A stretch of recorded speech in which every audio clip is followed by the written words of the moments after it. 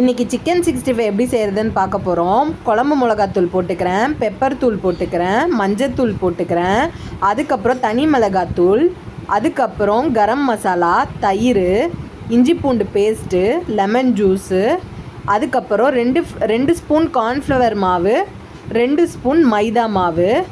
இதெல்லாம் போட்டதுக்கப்புறம் நல்லா அதை மேரினேட் பண்ணிக்கோங்க. மேரினேட் பண்ணி 2 மணி நேரம் ஊற வச்சதுக்கப்புறம் எண்ணெய் ஊற்றி, இப்போ ஊற வச்சுருந்தோம் இல்லையா, அந்த சிக்கன் துண்டுகளை எடுத்து ஒன்றா போட்டு பொரிக்க போகிறேன். எண்ணெயில் போட்டு நல்லா அது பொன்னிறம் ஆகிற வரைக்கும் வறுத்து எடுத்துக்கோங்க. இன்றைக்கி சண்டேன்றதுனால காலையிலே சிக்கன் வாங்கியாச்சு.